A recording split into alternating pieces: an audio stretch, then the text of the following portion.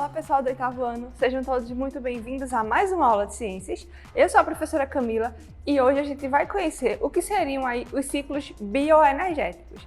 Antes de a gente conhecer esses ciclos, e os mais importantes, a gente vai relembrar o que seriam matriz energética, a brasileira, que também existe a mundial, e a matriz elétrica, também brasileira. A gente viu, que existe aí na natureza um monte de possibilidades, de geração de energia. E para a gente se movimentar, para a gente carregar o celular, para a gente se locomover num veículo, por exemplo, a gente vai precisar de energia. Então, todas essas energias, todas essas fontes de energia disponíveis vão ser a matriz energética. Enquanto que a matriz elétrica, a gente pode dizer que ela é um recorte da matriz energética, porque vão ser as fontes que estão disponíveis apenas para a produção da energia elétrica. Então, aqui no Brasil, a gente tem a matriz energética brasileira, que está aí sendo dominada basicamente pelas fontes não renováveis, principalmente o petróleo e seus derivados, E a gente diz que as fontes renováveis, elas somam aí apenas 46% dessas fontes. E quando a gente fala da matriz elétrica, ela aí é dominada basicamente pelas usinas hidráulicas, geração de energia a partir da água, e a eólica também vem crescendo muito e vem dando uma contribuição muito importante. Mas aí a gente fala que a matriz elétrica no Brasil, ela totaliza cerca de 83% apenas com fontes renováveis. Então, quando a gente fala dessas fontes renováveis sendo predominantes, a gente diz que quase metade de toda a energia consumida aqui no Brasil ela é renovável. Ou seja, ela é proveniente de recursos capazes de se refazer em um curto período de tempo. Por quê? Energia renovável, quando a gente fala de fontes renováveis, a gente fala de fontes que conseguem se refazer. Então, isso é possível graças aos ciclos bioenergéticos. E aí, as características principais desses ciclos. Os ciclos bioenergéticos, eles são processos que ocorrem na natureza, naturalmente e espontaneamente, para garantir a reciclagem de elementos químicos no meio. Por exemplo, o oxigênio, o carbono, o nitrogênio, a água. E aí, são esses ciclos que possibilitam que os elementos eles interajam com o meio ambiente. Então, ele vai permitir esses ciclos que há interação entre os seres abióticos, que a gente conheceu, e os seres bióticos, ou seja, todos os seres com vida e todos os fatores que não têm vida, mas contribuem para a existência da vida, como a água, o gás carbônico, sais minerais. Então, isso tudo só vai ser possível graças a esses ciclos bioenergéticos. E também ele vai garantir aí que os elementos, eles flutuem pela atmosfera, pela hidrosfera e pela litosfera. Os ciclos principais que vão estar aí disponíveis na natureza são o ciclo da água, o ciclo do carbono, do oxigênio e o nitrogênio. Existem outros, mas esses são os principais que a gente vai ver hoje. As características ainda mais importantes, uma característica fundamental quando a gente fala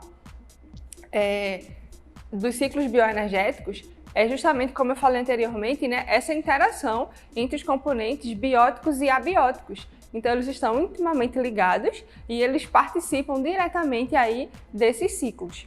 Os elementos químicos que são retirados no ambiente, eles são utilizados pelos organismos e são novamente devolvidos. Então, por isso que a gente fala que é uma reciclagem de elementos. Por quê? Porque os seres vivos vão retirar esses elementos da natureza, fazem a utilização e eles retornam, certo? Seja na mesma forma ou de uma forma diferente, mas eles sempre voltam. E sem essa reciclagem, desses elementos, os átomos de alguns elementos químicos, eles entrariam basicamente em extinção, eles desapareceriam e aí aconteceria a extinção de algumas espécies. Por exemplo, nós precisamos de gás oxigênio para respirar. Se o átomo de oxigênio ele some, a gente não consegue mais respirar, então a gente vai ter um problema muito grande e certamente a extinção do ser humano e de todos os outros seres vivos que precisam do gás oxigênio para respirar. E aí, fatores necessários para que esses ciclos aconteçam são o reservatório de elementos químicos. Esses reservatórios podem ser a atmosfera, a hidrosfera ou a litosfera, ok?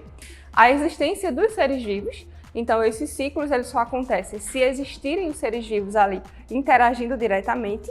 e a movimentação desses elementos. Então, esses são 3 fatores importantes e essenciais para que esses ciclos eles aconteçam. Eles podem ainda ser divididos entre ciclos gasosos e ciclos sedimentais. Os gasosos são aqueles que possuem a atmosfera como seu principal reservatório. E a gente tem como exemplo o ciclo do oxigênio, do gás carbônico e do nitrogênio. E os ciclos sedimentares, a gente pode dizer que eles possuem, né, como reservatório a crosta terrestre, como por exemplo o ciclo da água. Então, é por ele que a gente vai começar. O ciclo da água. A gente diz que a água está disponível, né, aí na natureza em 3 estados físicos diferentes. O sólido, como, por exemplo, o gelo, que pode estar, por exemplo, nas geleiras. O líquido, que é a água que a gente tem em rios, em mares. E o gasoso, né, que é quando a água evapora, passa do seu estado líquido para o seu estado gasoso. E aí ela vai estar presente, né, toda essa água em rios, oceanos, lagos, reservatórios subterrâneos, né, naqueles rios subterrâneos debaixo da terra e também em geleiras, certo? Então a gente tem aí esses principais reservatórios de água. O ciclo da água ele é representado basicamente pelas mudanças do seu estado físico. E aí vai estar envolvendo os principais processos envolvidos nesse ciclo são a evaporação e a transpiração. A evaporação da água pelo calor do sol e a transpiração dos seres vivos. Então, ó, a gente vai ver aqui esse ciclo como ele acontece basicamente. A gente tem ali o sol enviando radiação, enviando calor para essa água. Essa água vai esquentar e vai o quê? Evaporar. Lá, quando ela sobe, acontece a condensação dessa água. Então, o que acontece? Formam as nuvens. A gente fala que a água tem ali a condensação, as nuvens são formadas. Logo em seguida, o segundo processo é a precipitação dessa água, ou seja, essa água pode cair tanto como neve, como granizo, como chuva normal, né? Quando ela sai no seu estado, quando ela cai no seu estado líquido. E aí, também tem outro fator, a transpiração, tanto de plantas quanto de seres vivos como os mamíferos. Quando a gente respira, a gente devolve, né, de forma gasosa, água. A gente devolve água para o ambiente e essa água também contribui nesse processo de evaporação e de condensação da água.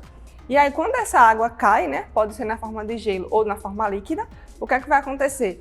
Ela vai cair, infiltra na terra, então ela pode retornar para as árvores, por exemplo, né, para as plantas, para os vegetais, para nós seres vivos, animais, que a gente vai poder também utilizar dessa água, tanto diretamente, também por alimentação, quando a gente ingere um vegetal rico em água, por exemplo, uma fruta.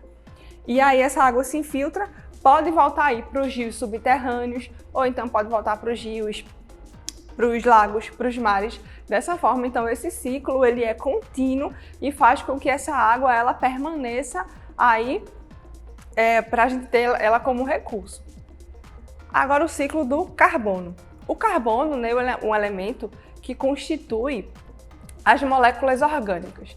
Então elas são importantes porque quando a gente fala de moléculas orgânicas, a gente está falando da maioria da composição dos seres vivos. Então o gás carbônico ele é essencial, certo, para a nossa existência. E ele está presente aí na atmosfera na forma principalmente de gás carbônico. Então a gente vai ter aí, né, como principal reserva a atmosfera na forma de gás carbônico.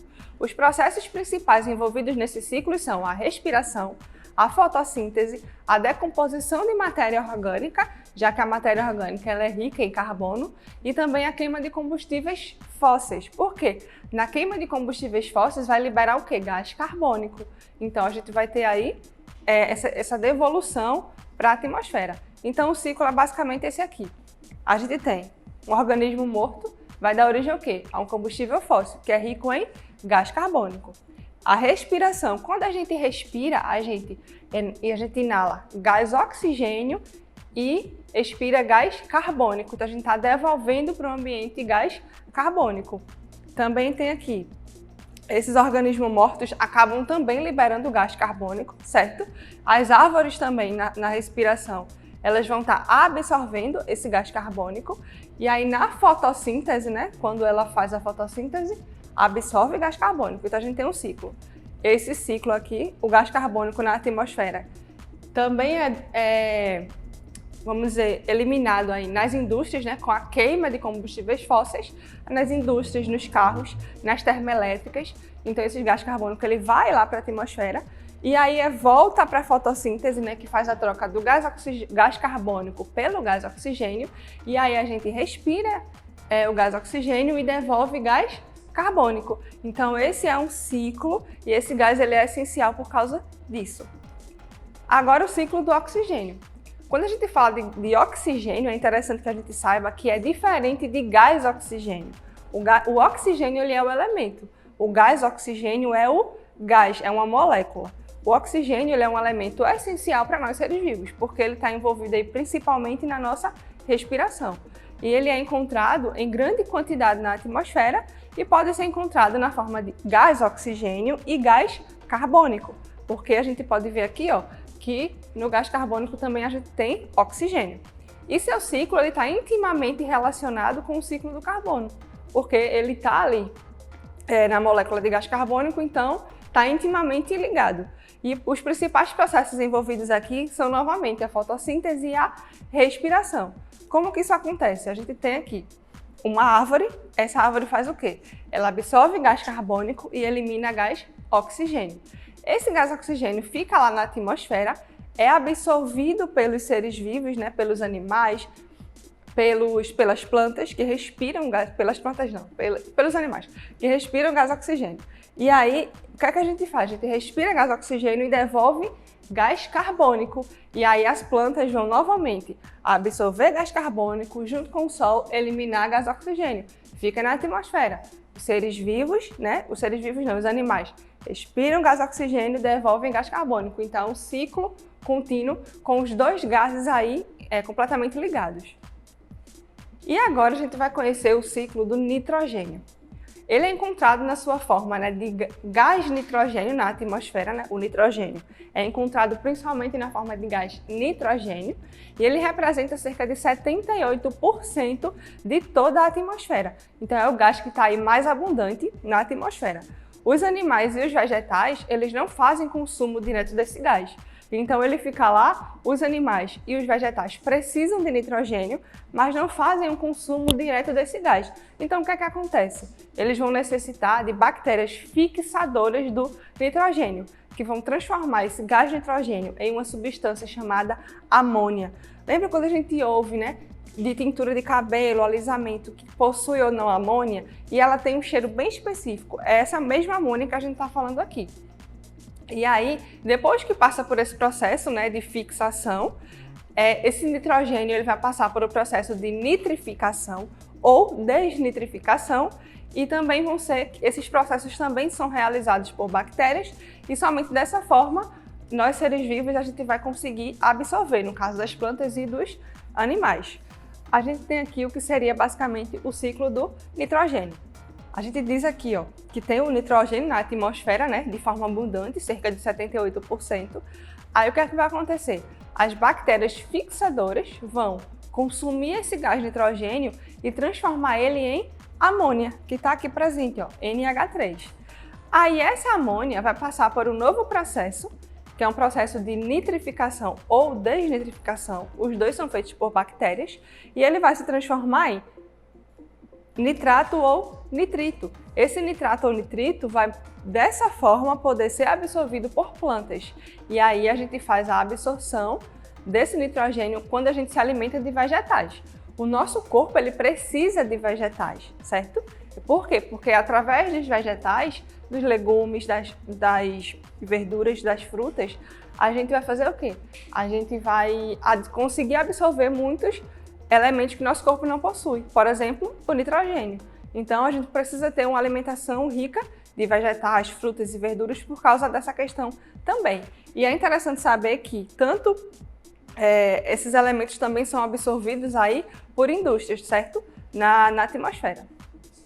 Então, pessoal, por hoje é só. Até a próxima aula e bons estudos!